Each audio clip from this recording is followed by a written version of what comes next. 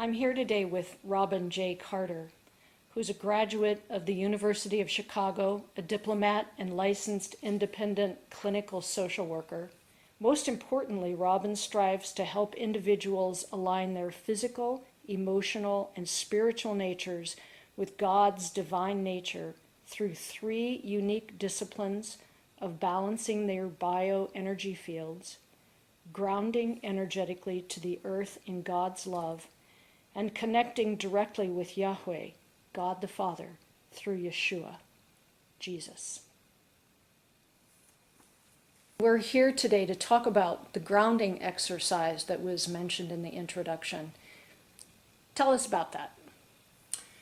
Well, I've been teaching these three disciplines for about 25 years to people all over the planet. And the first discipline is one I borrowed from and reworked a little bit. I first learned about the marching from Dr. Flanagan, a research physicist, and he had learned it from Dr. Sheldon Deal, a chiropractor who was the former president of the American Academy of Applied Kinesiology out of Tucson. And that was way back in the 70s and 80s. The reason that particular discipline is the foundational first discipline, which is actually called the cross-crawl energy lock exercise. But that's a mouthful, and I prefer just to call it marching. But it's a very specific, special type of marching. Balancing, in my experience, has been probably the most fundamental thing you can do, and it's found in all genuine systems of healing. So whether you're talking about Tai Chi, yoga, Reiki, Jo-Rei, Jinsen Jitsu, homeopathy, acupuncture, prayer, all these systems of healing from the West, from the East, North and South, all at their basis try to affect balancing in our body, in our mind, and in our spirits to some degree. The problem with most systems is that balancing is very temporary. This particular exercise, which I call the first discipline, the cross-crawl energy lock exercise, marching for short, does something very special. It enables most of the energy circuits in the body to achieve a profound state of balance. Not a perfect state of balance, but profound in the sense that the balancing will last 4 to 6 hours no matter what, unless the person experiences a major trauma, like somebody hitting them in the face, a loved one they find out has passed away, something that is a shock to the system physically, emotionally, or mentally. But other than that, something that's traumatic, you will not be weakened energetically in most of the circuits in the body. The amazing thing about that is that there's, if you will, not a long philosophy behind this system of marching. It doesn't depend on somebody's belief system. One just does it, and lo and behold, the circuits are in this profound state of balance for 4 to 6 hours. So someone needs to practice this 4 times a day when they get up in the morning, somewhere around lunchtime, somewhere around dinner time, and of course, just before bed. You want that 4 to 6 hour time frame between the marching. So once people are in that state of balance, we begin to attract to us what we need automatically, and we begin to let go, release those things that we no longer need to teach us. I have Cherie Smith with us today, and she's going to be part of the demonstration on the marching exercise. Cherie? Hi, thank you for inviting me to this. And Again, my name is Cherie Smith, and I am a nurse practitioner. I work in an oncology practice, and I'm here with Robin to learn how to march. Learning the first discipline, the cross-crawl energy lock exercise, marching, is a little bit complex to begin with, but like driving a car, it's quite simple once you learn it.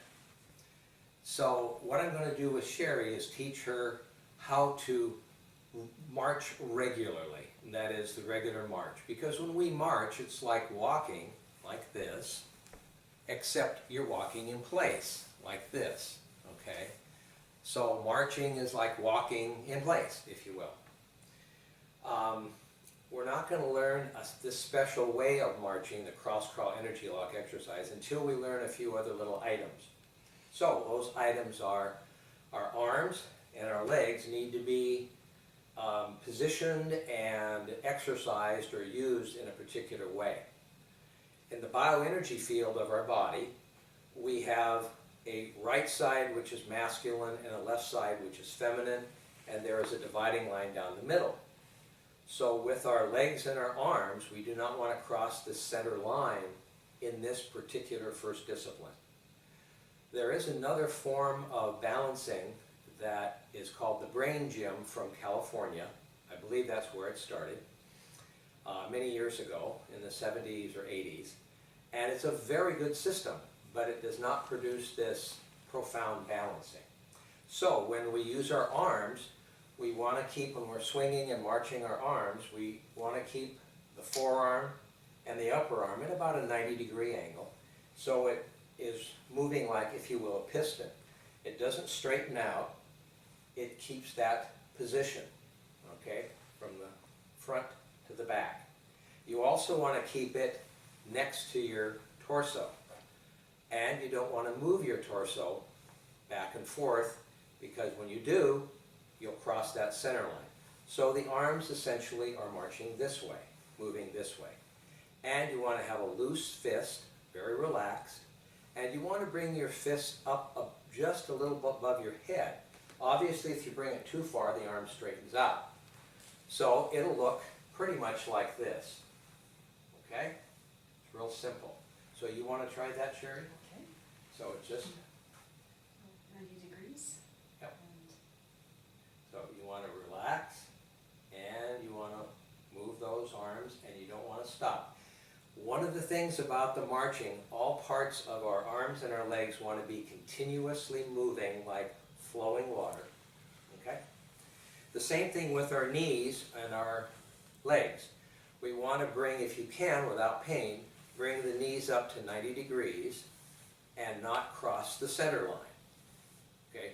Now, some people do that, and that's fine, but you don't know what's going on behind the camera right now. Anyway,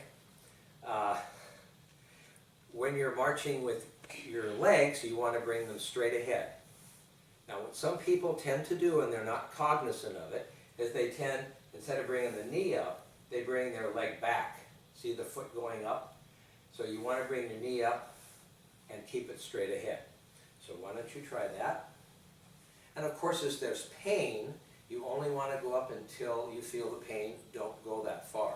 So you want to be very gentle with all these, movements. So when we march regularly, like walking, we start, and it's opposite fist up with the opposite knee up. So when we're marching, okay, why don't you face the camera so people can see? just regular marching? Yes, regular marching. Good. Now keep doing that. As you're watching Cherie do this, every time she lifts her left hand or arm up, her left hemisphere is firing across the corpus callosum into the right hemisphere. Simultaneously, every movement of her right arm is firing from the right hemisphere across the corpus callosum to the left hemisphere. Same thing with the legs.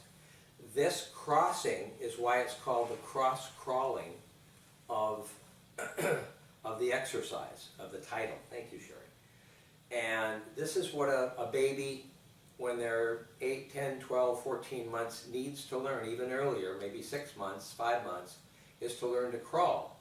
When they do that, it helps the brain develop that kind of synchronicity, and it causes a balancing in the system of the young child or baby as they, develop. The children or the kids that don't learn to crawl before they walk often have issues.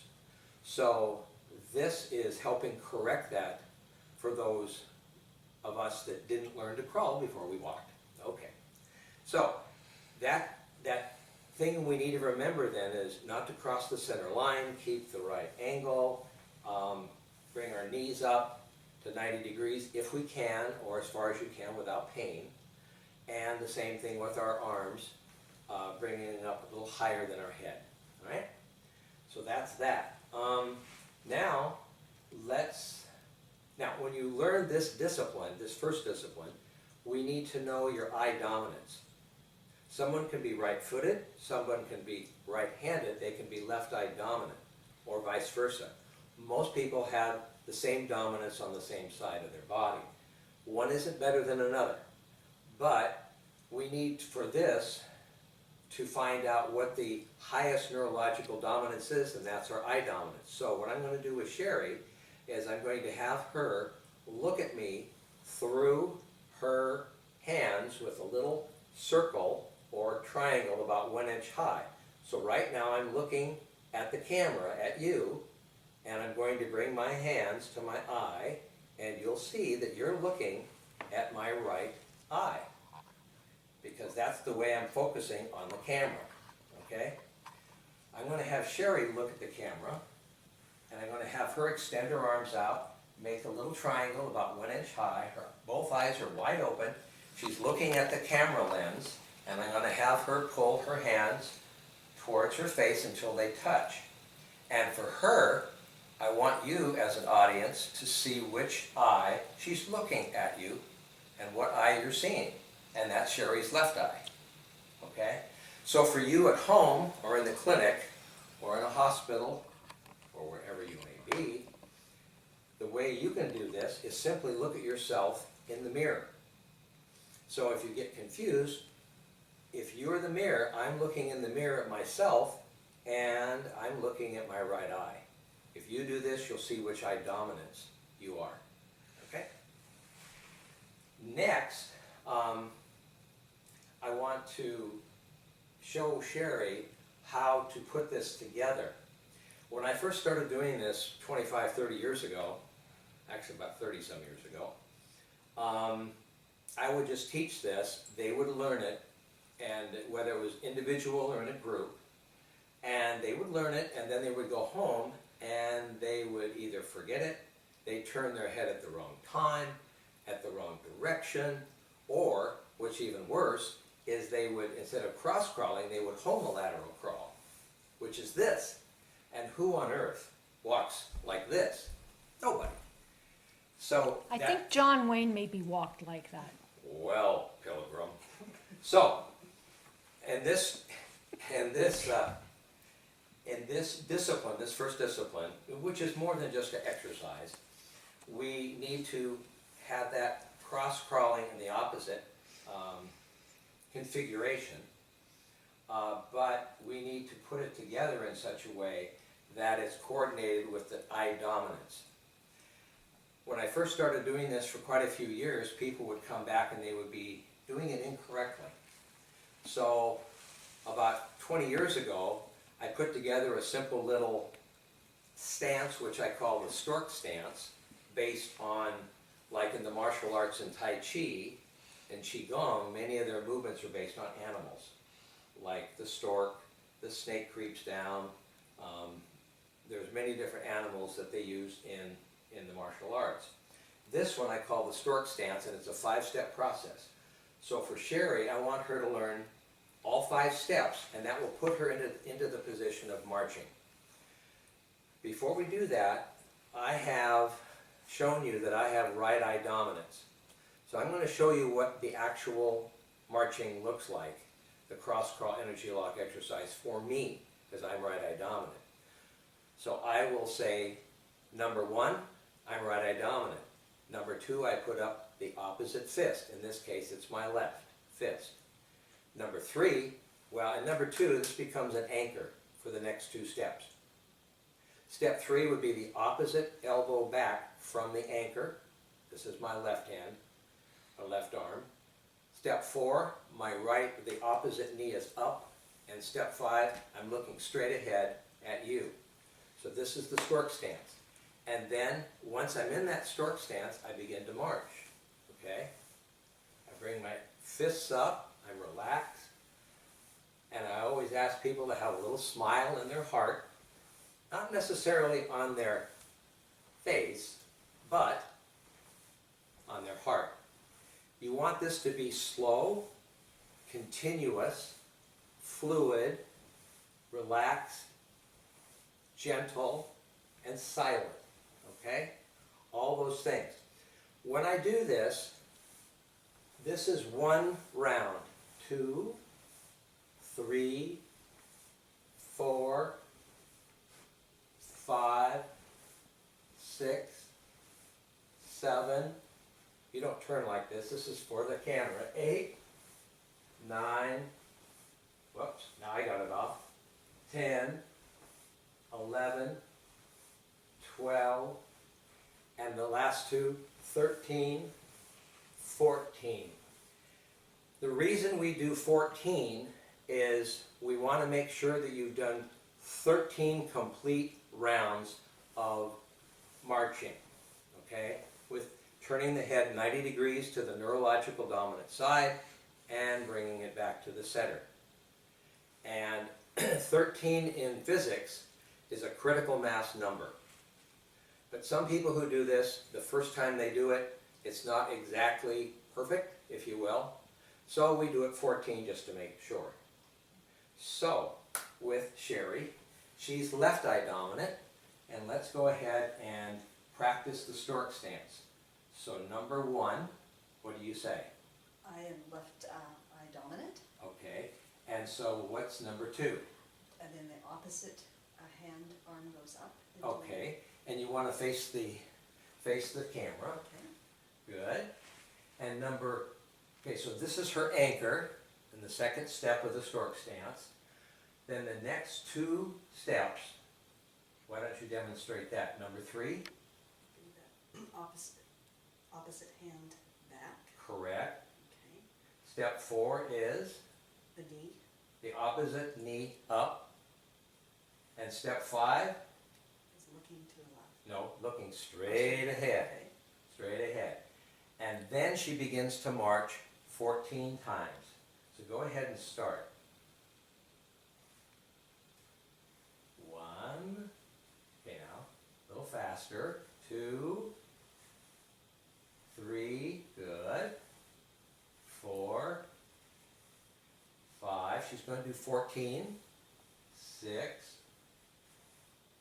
7, she's smooth. 8, silent. 9, continuous. 10, 11, 12, 13, 14. Very good, Cherie. Excellent. Excellent. Now she's in a state of balance that if she's never done this before, she's in a state of profound balance she's never been in before.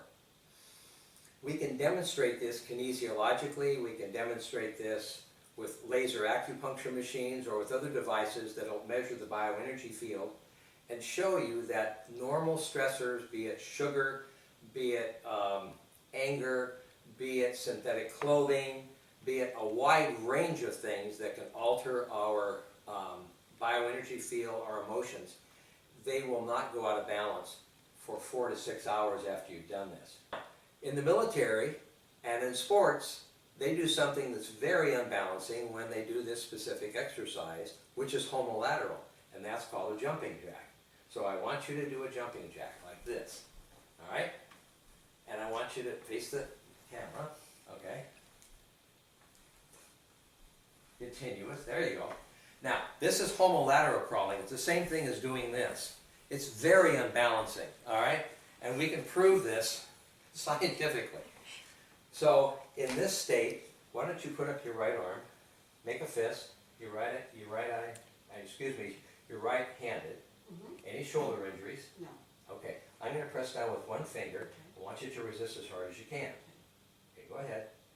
Okay. She didn't have much, so she was fairly weak. Now what I want you to do is march regularly without turning your head to the neurological dominant side. So go ahead and face the camera. So the stork stance? Just go ahead and Oh, march. okay. You don't turn your head. Now I'm going to have her march 10, 12 times. This is the same effect as walking, swimming, cross-country skiing. This is cross-crawling, okay? It's what we learn to do when we're babies. She's doing it as an adult, and she's not sucking her thumb. All right, now we're going to test her. Put up your right arm, make a fist, one finger, resist. Okay, I would say she's at least 50-60% stronger from that balancing in a normal fashion, okay? But I want you to raise your hands. I'm not going to touch her. I'm just going to bring my energy through her energy in a very specific way. Put your arm down. Now put your arm up, make a fist, one finger, resist. Okay. She lost about 80 to 90% of her strength. I've done this with the arm wrestling champ of the United States. Trust me, it works. So you were in a state of balance when you marched normally. Then, well, first of all, you homolateral crawled when you were weak. Then you cross crawled normally without turning the head. You were strong, which is what we just saw. Now I pass my energy through your energy and you were weak. What I want you to do is march one more time regularly, naturally, normally. Oh, now she's homolateral crawling. That happens to the best of us.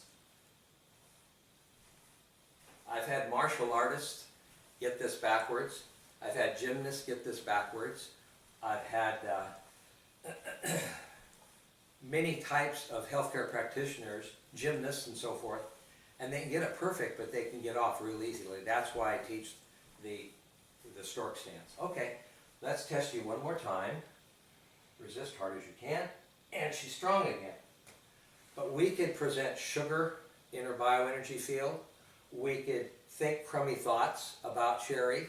We could put on synthetic clothing. A wide range of things can weaken us, all right? Well, let's not do that. Let's instead have you do the first discipline correctly, which is the cross-crawl energy lock exercise. So if you look at the audience and out loud, go through the stork stance. So number one. I'm left eye dominant. Number two. So the opposite arm up in a 90-degree angle. Good. Number three, that's the anchor. The anchor. And then the opposite hand Goes back. Elbow goes back. Elbows goes back. And that same leg, the knee goes up. Opposite knee goes up and look straight ahead.